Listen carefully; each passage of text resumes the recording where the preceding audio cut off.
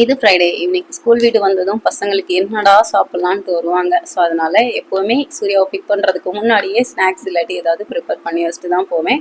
So வந்ததும் பால் மட்டும் சூடு பண்ணிவிட்டு இன்றைக்கி மேகி ரெடி பண்ணியிருந்தனால ஸோ அதுதான் சாப்பிட கொடுத்துருந்தேன்.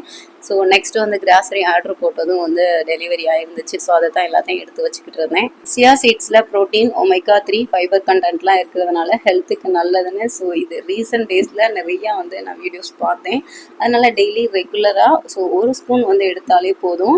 இது கூட கொஞ்சமாக வந்து லெமன் வந்து பிழிஞ்சு விட்டு ஒரு கிளாஸ் வந்து தண்ணி சேர்த்து ஸோ ஒரு 10 மினிட்ஸ் வந்து சோக் ஆகட்டும். நெக்ஸ்ட்டு வந்து இன்டேக்காக எடுத்துக்கும் போது ஸோ ரொம்பவே நல்லது. நம்ம பாடிக்கு தேவையான வாட்டர் கண்டென்ட் சம் டேஸ் நம்ம எடுத்துக்கிறது கிடையாது. ஸோ இந்த மாதிரி எடுத்துக்கும் போது கண்டிப்பாக டீஹைட்ரேஷன் ப்ராப்ளத்தை சால்வ் அவுட் பண்ணலாம். பாய்.